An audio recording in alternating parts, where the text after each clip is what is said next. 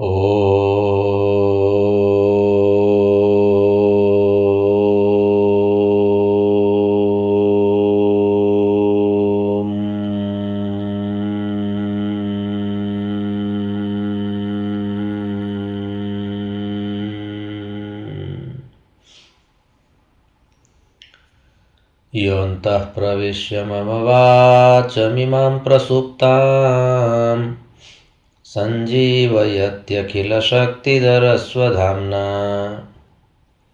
अन्यांश्च हस्तचरणश्रवणत्वगादीन् प्राणान्नमो भगवते पुरुषाय तुभ्यम्।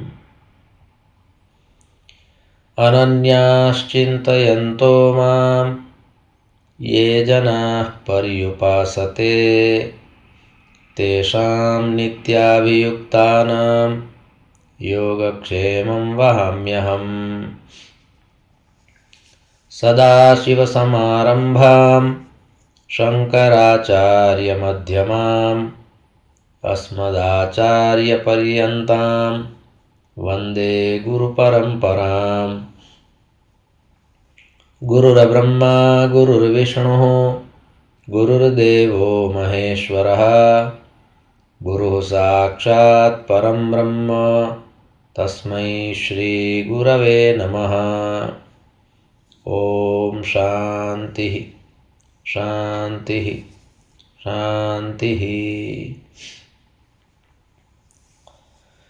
परमश्रद्धेयाः परमपूज्याः अनवरतस्मरणीयाः अस्य प्रभासतीर्थस्य अधिष्ठातारः प्रथमज्योतिर्लिङ्गाः भगवन्तः श्रीसोमनाथचरणाः,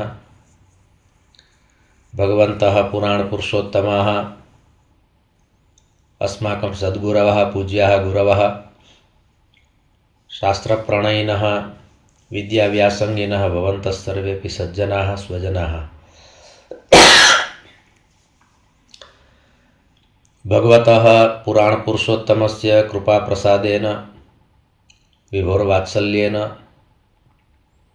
अद्य पुनरेकवारं फाल्गुनमासे शुक्लपक्षे सप्तम्यां गुरुवासरे एतदनुसारं मार्चमासस्य 6 दिनाङ्के 25-उत्तर-द्विसहस्रतमे वर्षे विद्याव्यासङ्गं कर्तुं शास्त्रचर्चां कर्तुं भगवत्पादानां श्रीमच्छङ्कराचार्याणां वाणीं गातुं श्रोतुं च अस्माभिः अवसरः सम्प्राप्तः। इदमस्ति अस्माकं सर्वेषां परमं सौभाग्यम्। अत्रावसरे भवत्सु विराजमानं परमात्मानं नत्वा भवतां सर्वेषां स्वागतं च कृत्वा पुनरेकवारं मङ्गलाचरणपूर्वकं एतस्य सद्ग्रन्थस्य साधना अस्माभिः क्रियते। सर्ववेदान्तसिद्धान्तगोचरं तमगोचरं गोविन्दं परमानन्दं सद्गुरुं प्रणतोऽस्म्यहम्।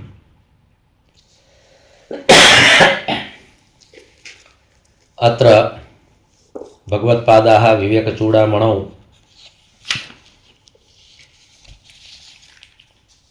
दार्शनिकसिद्धान्तान् निरूपयन्ति। तत्र यः विषयः चलति तस्य विषयस्य मूलं तात्पर्यं किं, तस्मिन् सन्दर्भे आदौ अस्माभिः किञ्चित् ज्ञेयमस्ति। भवतु अयं दार्शनिकग्रन्थः वर्तते, किन्तु अत्रापि साहित्यशास्त्रस्य उपयोगः अस्माभिः कर्तव्यः भवति। साहित्यशास्त्रस्य अर्थः भवति यत्र शब्दार्थयोः साहचर्यमस्ति तत् साहित्यमस्ति। साहित्यं नाम आचार्येण मम्मटेन यदुक्तं तद्, विश्वनाथेन यदुक्तं तद्, भामहेन यदुक्तं तद्, वामनेन यदुक्तं तद्, आनन्दवर्धनाचार्येण यदुक्तं तद्, कुन्तकेन यदुक्तं तद्, भरतमुनिना यदुक्तं तद्, जगन्नाथेन यदुक्तं तद्, एते साहित्याचार्याः यत् कथयन्ति तदेव साहित्यशास्त्रमिति न, अपितु साहित्यशब्दस्य अर्थः भवति हितेन सहितौ शब्दार्थौ तयोर्कर्म वा साहित्यम्। यत्र शब्दार्थयोः साहचर्यं सदा सर्वदा भवति तर्हि अस्माकम् एकः अपि ग्रन्थः तादृशः नास्ति यस्मिन् ग्रन्थे शब्दार्थयोः साहचर्यं न स्यात्। वेदात् आरभ्य पुराणानि यावत् एवं च सर्वेपि संस्कृतवाङ्मये स्थिताः ग्रन्थाः शब्दार्थयोः साहचर्येणैव विलसन्ति। किन्तु अत्र साहित्यशास्त्रे यस्य एकस्य विषयस्य चर्चा कृता वर्तते तेनाधारेण अयं विषयः स्पष्टः भवति इति कृत्वा अस्माभिः इयं चर्चा क्रियते। तर्हि साहित्यशास्त्रे तिस्रः शक्तयः सन्ति। यथा पुराणे अध्यात्मजगति तिस्रः शक्तयः भवन्ति नाम तर्हि महाकाली भवति, महालक्ष्मी भवति, महासरस्वती भवति इति तिस्रः शक्तयः। किन्तु साहित्यशास्त्रसन्दर्भे यदा तिस्रः शक्तयः सन्ति इति उच्यते चेत् अभिधाशक्ति, लक्षणाशक्ति, व्यञ्जनाशक्ति। श्रीमद्भागवत महापुराणानुसारं पुनः उच्यते चेत् तर्हि ज्ञानशक्ति, क्रियाशक्ति, द्रव्यशक्तिः।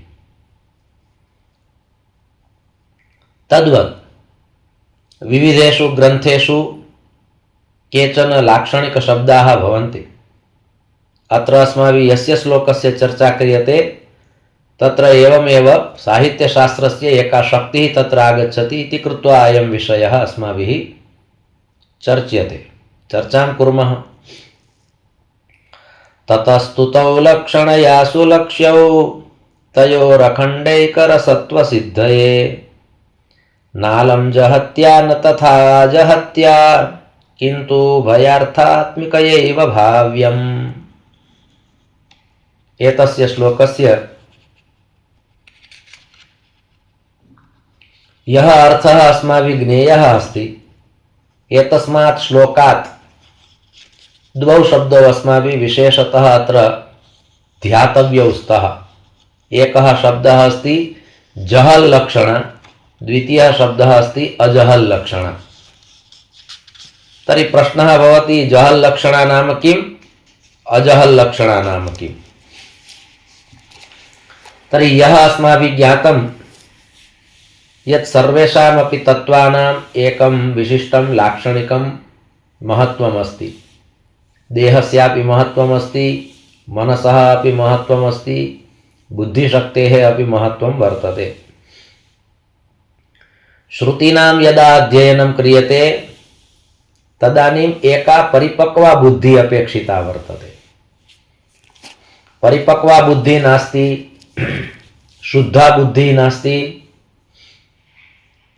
विचक्षणा विलक्षणा बुद्धिः नास्ति, ऋतुम्भरा प्रज्ञा नास्ति चेत् ज्ञातुं न शक्यते। तदर्थम् एका सूक्ष्म बुद्धिः अपेक्षिता चेत् ज्ञातुं शक्यते यत् तत्त्वमसि इति यद् महावाक्यं वर्तते तस्य महावाक्यस्य तात्पर्यं किं भवति।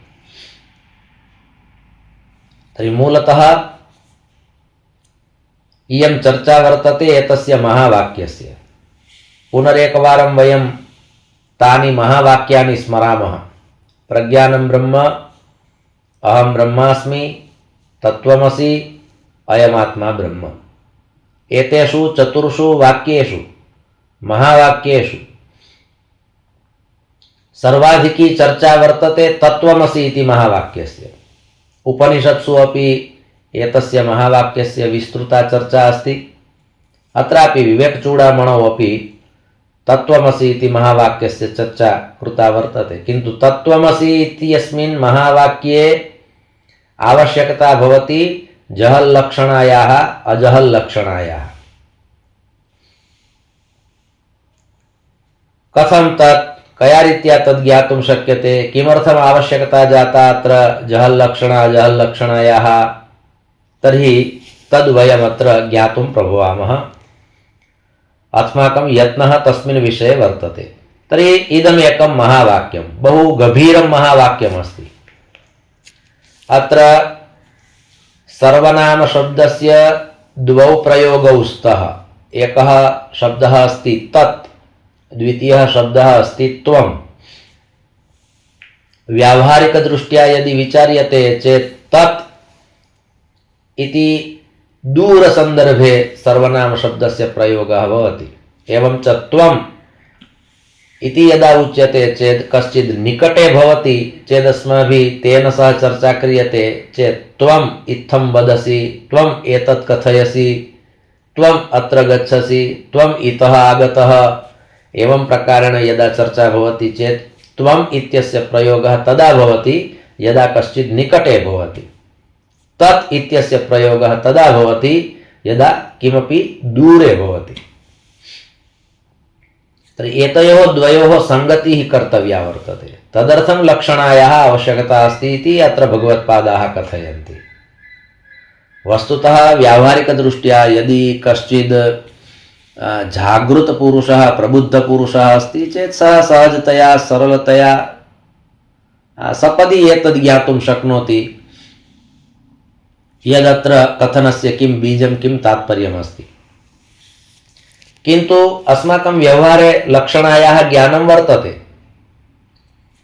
गुर्जरभाषायां वा सर्वासु भाषासु ये केचन जनाः साहित्यशास्त्रं न पठितवन्तः तेपि लक्षणाविषये जानन्ति, किन्तु यद् ज्ञानमस्ति तस्मै ज्ञानाय लक्षणशब्दः अस्ति एतद् न जानाति वा एतद् न जानन्ति ते।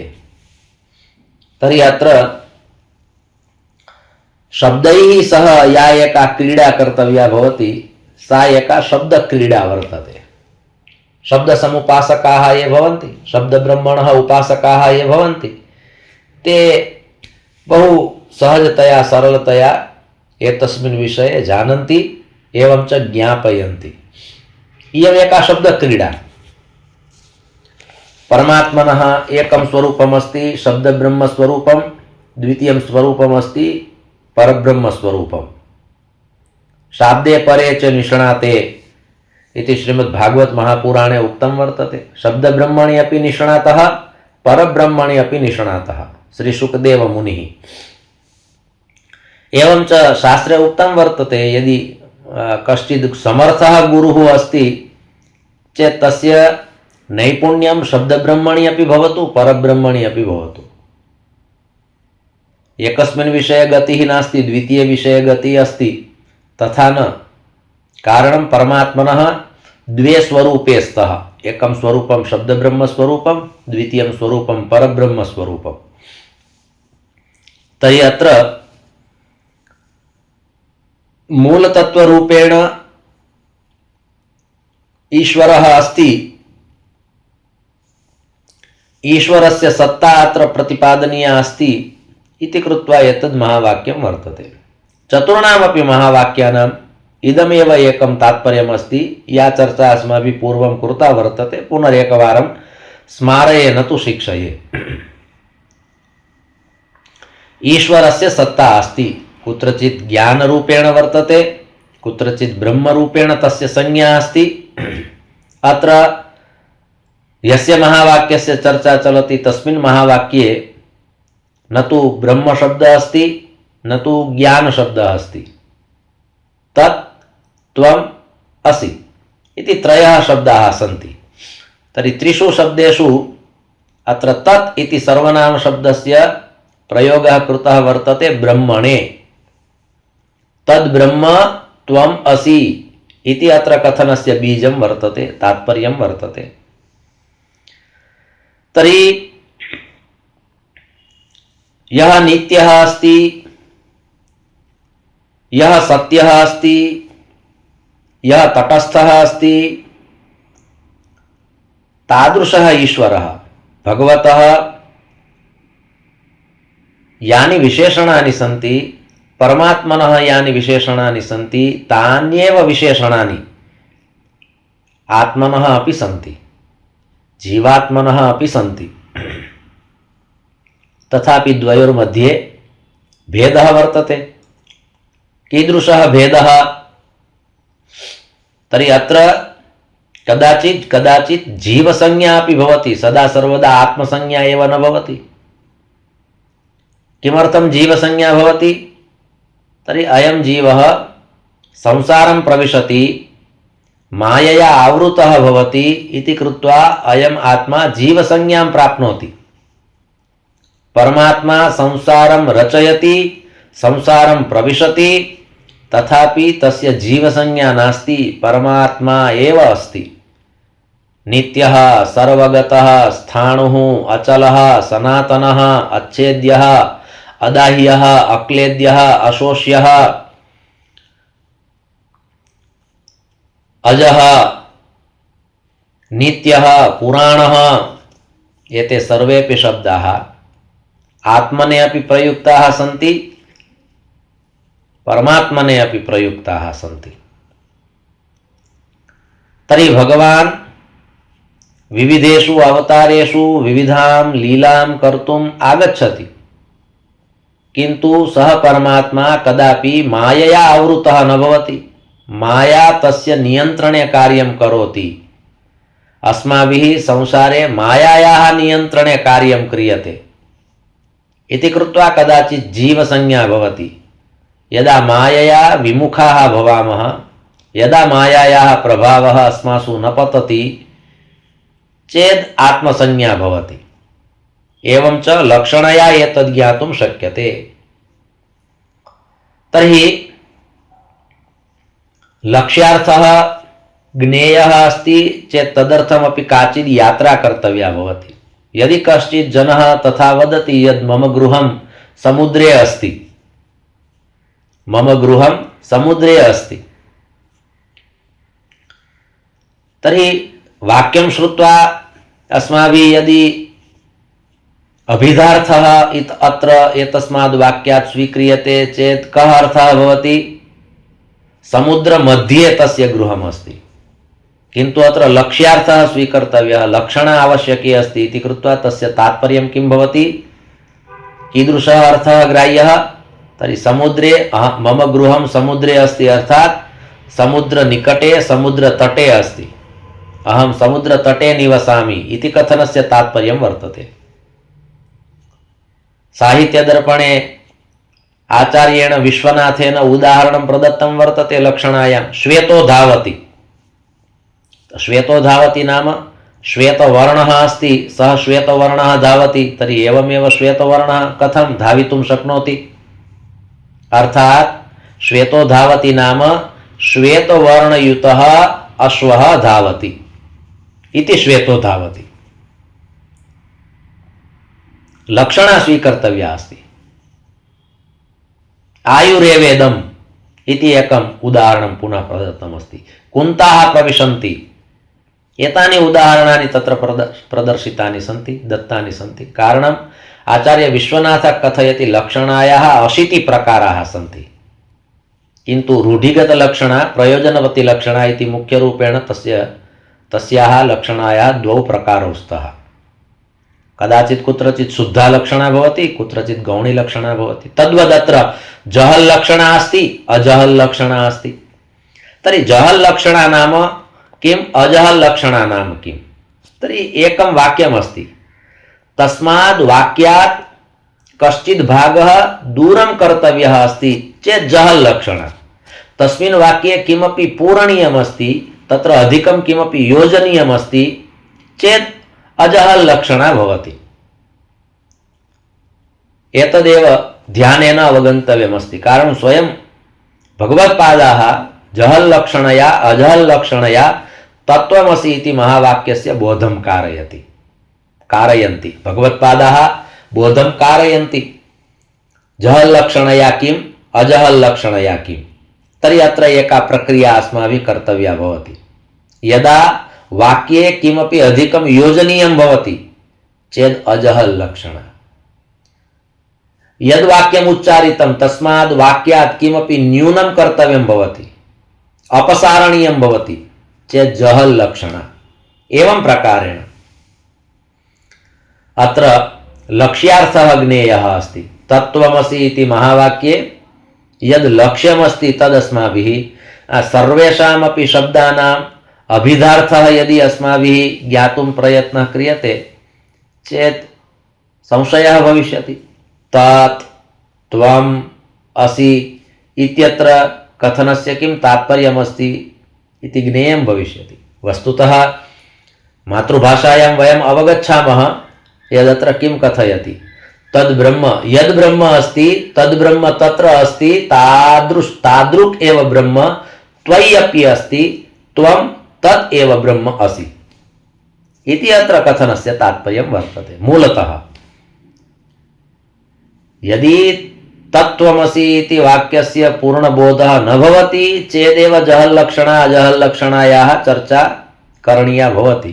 किन्तु यदि तस्य वाक्यस्य तात्पर्यं किमस्ति, शाब्दबोधः कः अस्ति तद् अवगम्यते चेत् पुनः आवश्यकता नास्ति। किन्तु भगवत्पादाः कथयन्ति अनेन व्याजेन जहल्लक्षणा किम् एतदपि जानन्तु, अजहल्लक्षणा किम् इत्यस्यापि बोधः भवतु।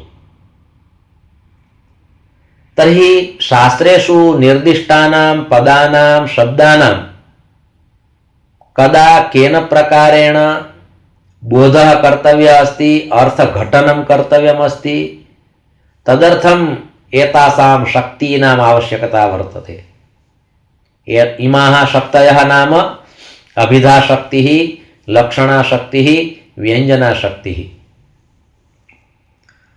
तिसॄणामपि शक्तीनां प्रयोगः अस्माभिः मातृभाषायां क्रियते एव, किन्तु वयं न जानीमः यदस्माभिः यस्याः शक्तेः प्रयोगः क्रियते सा शक्ति अभिधा अस्ति, सा शक्ति लक्षणा अस्ति, सा शक्ति व्यञ्जना अस्ति।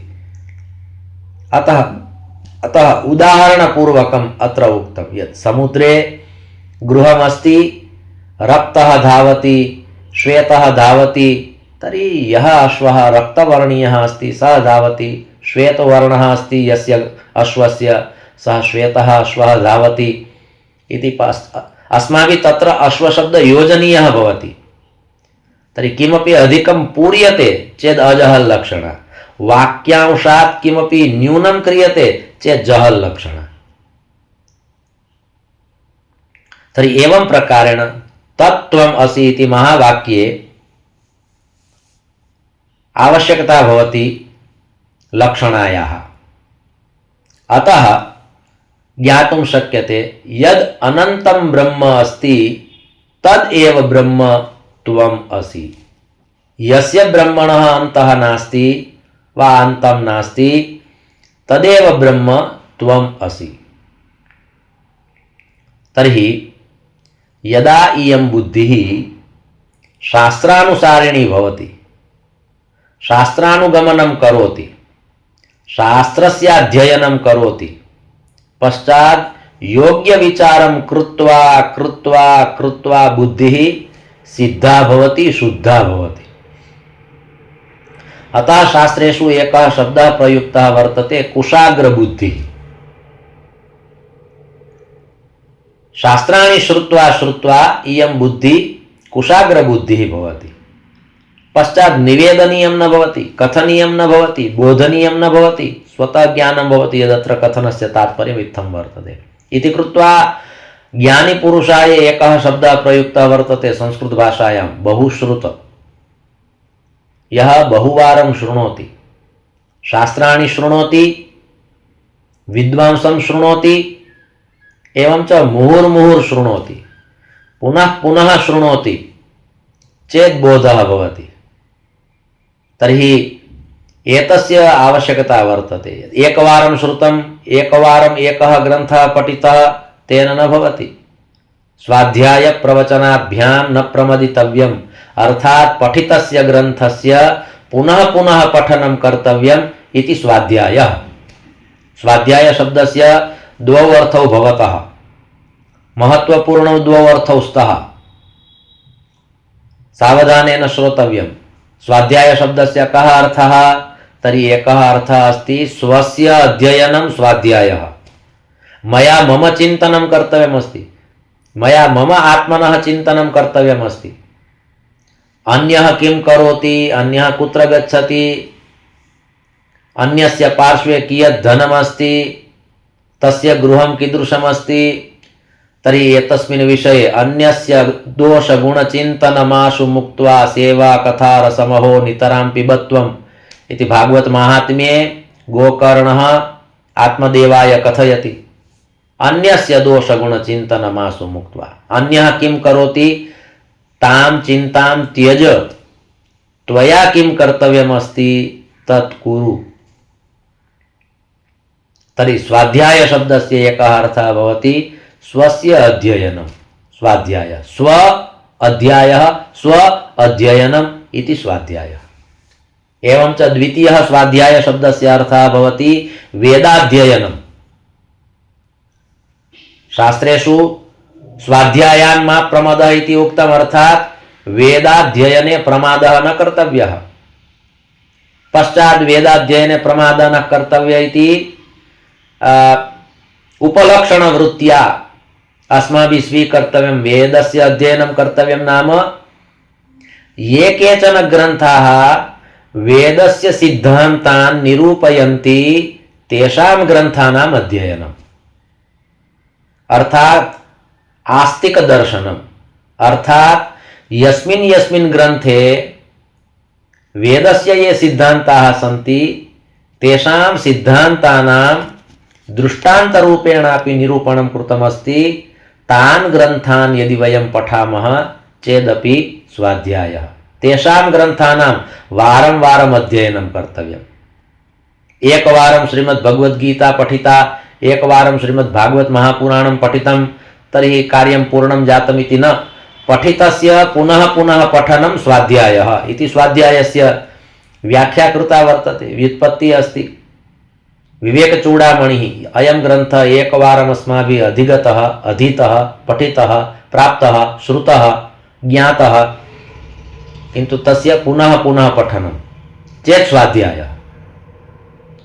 प्रतिदिनं प्रातःकाले एव विवेकचूडामणि अयं ग्रन्थः उद्घाट्यते इति न, यदा अवसरः मिलति तदानीम् एतस्य ग्रन्थस्य पठनं क्रियते चेत् स्वाध्यायः।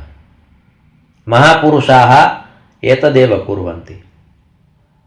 अर्थात् उपनिषदः इदम् एकं वाक्यं वर्तते, स्वाध्यायान् मा प्रमदः। विशेषतः छात्रेभ्यः इदं वाक्यम् अस्ति, प्राध्यापकेभ्यः अपि एकं वाक्यं वर्तते, स्वाध्याय प्रवचनाभ्यां न प्रमदितव्यम्। छात्रेण अध्ययनाय प्रमादः न कर्तव्यः, प्राध्यापकेन अध्ययनाय प्रवचनाय च प्रमादः न कर्तव्यः। विवक्षा भवति, वारं वारं वक्तव्यमस्ति, प्रवचनानि एव कर्तव्यानि भवन्ति इति न, किन्तु यदि कुत्रचित् योग्यता दृश्यते, पात्रता दृश्यते, शरणागतिः दृश्यते, समर्पित भावः अस्ति, जिज्ञासा अस्ति चेत् प्राध्यापकेन प्रवचनाय प्रमादः न कर्तव्यः।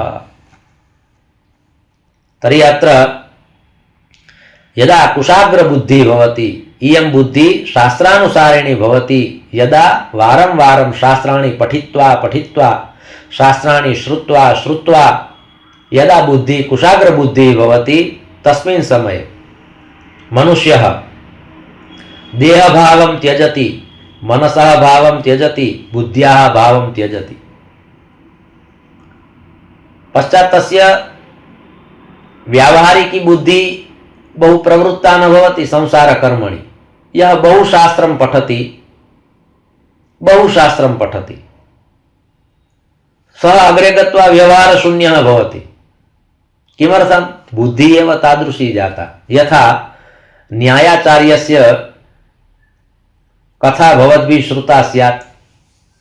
गौतममुनिः न्यायदर्शनस्य आचार्यः अस्ति। सः न्यायदर्शनस्य तादृशं चिन्तनं करोति, तादृशं चिन्तनं करोति, यदा कदापि यत्र कुत्रापि गच्छति तस्य एकमेव चिन्तनं चलति, न्यायदर्शनस्य चिन्तनं सदा सर्वदा। यथा तर्कसङ्ग्रहः अस्ति, तत्र ये सिद्धान्ताः निरूपिताः सन्ति तेषां सिद्धान्तानां चिन्तने एव सः सदा सर्वदा प्रवृत्तः भवति चेत् सः विचारे भवति, जागृतावस्थायां भवति, नेत्रे उद्घाटिते भवतः, तथापि सः चलित्वा कुत्रचित् गच्छति चेत् ज्ञानं न भवति। अग्रे गर्तः अस्ति, अहं पतिष्यामि, लगिष्यति इति न विचारयति, एवमेव चलति, पतति, पुनः उत्थाय पुनः चलति, पुनः पतति। अहं किमर्थं पतितवान् एतदपि न चिन्तयति। किमर्थं? शास्त्रचिन्तनमेव चलति।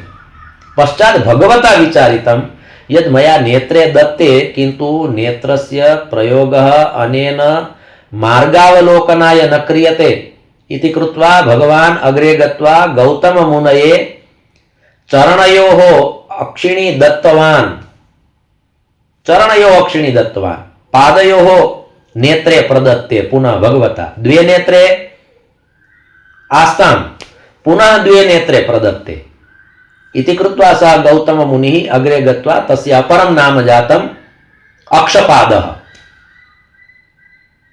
पादयोः अक्षिणी यस्य सः अक्षपादः। त्वं तव विचारात्मकं कार्यं कुरु। इदानीं नेत्रे चरणयोः ये नेत्रे स्तः ताभ्यां नेत्राभ्यां दृष्ट्वा एव तव अग्रे चलनं भविष्यति। विचारयन्तु, भारतीय परंपरायां कीदृशाः दार्शनिकाः समभवन्, भगवान् अपि तस्य चिन्तां करोति। अतः सः गौतममुनिः अक्षपादः जातः। कारणं तस्य इयं बुद्धिः इदानीं कुशाग्र बुद्धिः जाता, शास्त्रानुसारिणी बुद्धिः जाता, अतः तेन व्यवहारः त्यक्तः। अस्माभिस्तु एकवारं यदि चलित्वा कुत्रचित् गर्तः आगच्छति चेत् यदि वयं पतामः चेत् द्वितीयवारं वयं विचारयामः यद् अनेन मार्गेण गन्तव्यमस्ति चेत् अत्र गर्तः अस्ति, मया सावधानेन भाव्यम्। किन्तु गौतममुनिः तथा न विचारयति, विचिन्त्य गच्छति, विचारयन् गच्छति, किन्तु पतति। कारणं तस्य दृष्टिः एव तत्र वर्तते, तत्र नाम शास्त्रचिन्तने एव अस्ति। तर्हि कथनस्य तात्पर्यं, देहाध्यासः गतः, देहः सर्वोपरि अस्ति इति पश्चात् ते कदापि शरीरस्य चिन्तां न कुर्वन्ति। शास्त्रानुसारिणी बुद्धिः वर्तते, ते कदापि शरीरस्य चिन्तां न कुर्वन्ति। श्रीमद्भागवत महापुराणे प्रथमस्कन्धे 29तमे अध्याये यदा राजा परीक्षित गंगातटे उपविशति तस्मिन् समये साक्षात् श्री सुखदेव मुनिः आगच्छति। तर्हि तत्र श्री सुखदेव मुनेः यद्वर्णनं कृतमस्ति तत्र किं लिखितमस्ति? हृतश्च बालैरवधूतवेषः, स्वशरीरस्य चिन्ता एव नास्ति। तत्राभवत् भगवान् व्यासपुत्रो। तर्हि कीदृशः श्री सुखदेवः आगतः? गामटमानोऽनपेक्षः, सर्वाण्यपि विशेषणानि सन्ति, शरीरस्य चिन्ता एव नास्ति। तर्हि दिगंबरः अस्ति। एतावन्तः जनाः अत्र उपविष्टाः सन्ति, मया अनेन प्रकारेण न गन्तव्यम् इति व्यावहारिकी बुद्धिः श्री सुखदेवे नासीत्, आसीत्, किन्तु देहः सर्वोपरि नास्ति इति कृत्वा तस्मिन् विषये सः न चिन्तयति। अन्ये च तत्र ये महानुभावाः आसन्, ऋषयः, मुनयः, राजर्षयः, महर्षयः, ब्रह्मर्षयः, ये केचन आसन्, ते सर्वेपि विचारयन्ति यदयम् आत्मारामः अस्ति, व्यासपुत्रः अस्ति, सुखदेवः अस्ति। कीदृशः सुखदेवः? यं प्रव्रजन्तमनुपेतमपेतकृत्यं द्वैपायनो विरहकातराजुहाव पुत्रेति तन्मयतया तरवोऽभिनेदुस्तं सर्वभूतहृदयं मुनिमानतोऽस्मि। अत्र एतस्मिन् श्लोकेपि सर्वाण्यपि पदानि महत्त्वपूर्णानि सन्ति, किन्तु तं सर्वभूतहृदयं, सर्वभूतहृदयम् इति बहु महत्त्वपूर्णं पदम् अत्र व्यासेन योजितं। कारणं तत् सुखदेवस्य वैशिष्ट्यं वर्तते। देहाध्यासः नास्ति, इन्द्रियाध्यासः नास्ति, प्राणाध्यासः नास्ति, अंतःकरणाध्यासः नास्ति, स्वरूपविस्मृतिः वर्तते। तदानीम् इयम् अवस्था आगच्छति। अलक्ष्यलिङ्गो निजलाभतुष्टो वृतश्च बालैरवधूतवेषः इति तत्र भागवते प्रोक्तम्। अलक्ष्यलिङ्गम्, शरीरे एकमपि चिह्नं तादृशं नास्ति येन चिह्नेन, येन लिङ्गेन तद् ज्ञातुं शक्यते यद् अयं ज्ञानी अस्ति वा अज्ञानी अस्ति, विप्रः अस्ति, क्षत्रियः अस्ति, वैश्यः अस्ति वा शूद्रः अस्ति, न तिलकं न शिखा न सूत्रं किमपि न, कया रीत्या ज्ञातुं शक्यते यत् कोऽयं जनः। तद्वदेव भागवते पंचमस्कन्धे जडभरतः अपि तादृशः वर्तते, एकमपि चिह्नं शरीरे तादृशं नास्ति। कदाचित् यदि यज्ञसूत्रं भवति चेत् जनाः वक्ष्यन्ति यदयं द्विजः अस्ति, तिलकमस्ति चेत् जनाः वक्ष्यन्ति यदयं सनातनधर्मेण सह संलग्नः अस्ति, शिखा अस्ति चेदपि ज्ञातुं शक्यते यदयं ब्रह्मचारी अस्ति वा वानप्रस्थी अस्ति वा सन्न्यस्त अस्ति। अलक्ष्यलिङ्गो निजलाभतुष्टो, निजलाभतुष्ट आत्मनि रममाणः, वृतश्च बालैरवधूतवेष, बालकाः सहैव चरन्ति परिहासं च कुर्वन्ति, ओ कीदृशः अयं नग्नः, एवं प्रकारेण परिहासं कुर्वन्ति, तथापि तत्रापि तस्य दृष्टिः नास्ति, अर्थात् जगद्विस्मृतिः। एतादृशः श्रीशुकदेवः। अत्रापि तथैव उक्तं वर्तते यत् देहस्य कार्यमपि पूर्णं जातं वर्तते, अर्थात् यस्य दृष्टि देहे नास्ति, यस्य दृष्टि मनसि नास्ति, यस्य दृष्टि बुद्धौ नास्ति, तादृशः एव कश्चित् शुद्धः पुरुषः चैतन्यस्य शुद्ध चैतन्यस्य साक्षात्कारं कर्तुं शक्नोति। अयं जीवः अपि तादृशः अस्ति, किन्तु यावत् कालपर्यन्तम् अयं जीवः सुसंस्कृतः न भवति तावत् कालपर्यन्तं चैतन्यस्य साक्षात्कारः न भवति। जीवः शुद्धः कर्तव्यः, अर्थात् किम्? तर्हि जन्मजन्मान्तरीया या वासना वर्तते, ये संस्काराः सन्ति, तेषां संस्काराणां ज्ञानेन शुद्धिः कर्तव्या भवति। शास्त्राध्ययनेन बुद्धिः शुद्धा भवति। यदा बुद्धिः शुद्धा भवति पश्चात् देहस्यापि ज्ञानं न भवति, मनसः अपि ज्ञानं न भवति, एवं च बुद्ध्याः अपि ज्ञानं न भवति चेत् शुद्धचैतन्यस्य अनुभवः इति कृत्वा भगवद्गीतायां भगवान् वारं वारं कथयति यत् मय्येव मनः आधत्स्व मयि बुद्धिं निवेशय। मनः विक्षेपं करोति, बुद्धिः अपि विक्षेपं करोति इति कृत्वा परमात्मा कथयति यावत् कालपर्यन्तं तव पार्श्वे तव मनः अस्ति, यावत् कालपर्यन्तं तव पार्श्वे तव बुद्धिः अस्ति, तावत् कालपर्यन्तं कदाचिदपि त्वं पूर्णः समर्पितः न भविष्यसि। अतः समर्पणे बाधा भवति मनसा बुद्ध्या च। अस्माभिरपि प्रायः कुत्रचिदपि कुत्रापि यदा कदापि मनसः प्रयोगं कृत्वा चञ्चुपातः क्रियते एव। अस्माकं मनः मध्ये आगच्छति, बुद्धिः आगच्छति, कश्चित् कथयति यदेतद् कर्तव्यमस्ति चेदस्माकं बुद्धिमध्ये आगच्छति। यथा द्रोणाचार्यः एकलव्याय कथयति यत् अङ्गुष्ठः देयः, तेन एकलव्येन स्वमनः अपि मध्ये न स्थापितं, बुद्धिः अपि न स्थापिता, एवमेव साक्षात् अङ्गुष्ठः छुरिकया कर्तनं कृत्वा गुरवे प्रदत्तः। यदि एकलव्यस्य स्थाने अस्माकम् उपस्थितिः भवति चेत् मध्ये मनः आगच्छति, मध्ये बुद्धिः आगच्छति, संशयः भवति, पश्चात् निर्णयः भवति। संशयात्मकं मनः, निर्णयात्मिका बुद्धिः। किन्तु यदा एकवारं गुरुः आदिशति पश्चात् शिष्येण तत्र संशयः अपि न कर्तव्यः, स्वनिर्णयः अपि न दर्शनीयः, साक्षात् तत् कार्यं झटिति समापनीयं भवति। आज्ञा गुरूणां यविचारणीया इति अस्माकं प्रसिद्धं वाक्यं वर्तते, प्रसिद्धं वाक्यमस्ति। अविचारणीय विचारः न कर्तव्यस्ति। गुरुणा यदि आदेशः प्रदत्तः एवं च विचारः कृतः इत्यस्य अर्थः भवति यत् बुद्धिः मध्ये आगता। गुरुणा आदेशः प्रदत्तः, तस्मिन् आदेशे संशयः कृतः चेत् मनः मध्ये आगतम्। किन्तु शास्त्राणि पठित्वा पठित्वा, शास्त्राणि श्रुत्वा श्रुत्वा कीदृशं समर्पणमासीत् अर्जुनस्य, यत् द्वितीय अध्याये उक्तं शिष्यस्तेऽहं शाधिमां त्वां प्रपन्नम्। तर्हि प्रपन्नता अर्थात् शरणागतिः। यावत् शरणागतिः नास्ति तावत् एतत् सर्वम् अज्ञानं शिथिलं न भवति। शरणागतिः अज्ञानं शिथिलं करोति। अतः अत्र भगवत्पादाः कथयन्ति यत् शुद्धं चैतन्यं कीदृशमस्ति, तस्य रूपं यदि त्वया ज्ञेयमस्ति चेत् मायायाः यद् कार्यं मनसा अवरुध्यते बुद्ध्या यद् अवरुध्यते एतयोः द्वयोः ह्रासः भविष्यति वा एतेषां त्रयाणां नाम देह मन बुद्धीनां ह्रासः भवति तत्र दृष्टिः न भविष्यति चेदेव शुद्ध चैतन्यस्य साक्षात्कारः अनुभूतिर्वा भविष्यति इति अत्र कथनस्य तात्पर्यं। तर्हि एतस्य श्लोकस्य मूलं तात्पर्यं किं?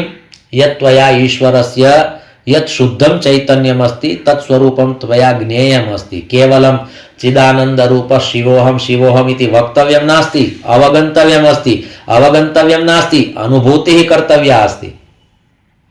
कदा भवति अनुभूतिः? देहाध्यासः न भवति, इन्द्रियाध्यासः न भवति, अंतःकरणाध्यासः न भवति, प्राणाध्यासः न भवति चेद् भवति इयं यात्रा तदा भवति। इयम् एका अवस्था वर्तते, कदाचित् अभ्यासेन आगच्छति, कदाचित् कृपया आगच्छति। यदि कश्चित् महापुरुषः कृपां वर्षति चेदपि इयं स्थितिः आगच्छति। एवञ्च अस्माभिः प्रतिदिनम् अभ्यासेन तु कौन्तेय वैराग्येण च गृह्यते। प्रतिदिनम् अभ्यासः कर्तव्यः, तेन वैराग्यः अने तेन च प्राप्तिः, शुद्ध चैतन्यस्य प्राप्तिः। तर्हि अत्र इदमेव कथनं वर्तते यत् ईश्वरस्य मर्म एवं च ईश्वररूपेण यद् अभिव्यक्तम् इदं जगत् तत्र मया कुत्र कुत्र ईश्वरस्य अनुभूतिः कर्तव्या वर्तते, प्रवृत्तिः क्वनु कर्तव्या। कारणं मनुष्यस्य स्वभावः वर्तते, अस्माभिः सर्वत्र शङ्का एव क्रियते, शङ्काभिः सर्वमाक्रान्तं जलमन्नं च भूतले, प्रवृत्तिः क्वनु कर्तव्या, जीवितव्यं कथं नु वा, एतदुक्तमस्ति। शङ्का अस्ति, संशयः अस्ति, तावत् कालपर्यन्तं मनुष्यः विचारयति मया कुत्र प्रवृत्तिः कर्तव्या। किन्तु शङ्कायाः संशयस्य समाधानं भवति चेत् सः सदा सर्वदा सहजतया प्रवृत्तिं कर्तुं शक्नोति। अतः शास्त्रम् उपदिशति प्रवृत्तिर्वा निवृत्तिर्वा नित्येन कृतकेन वा।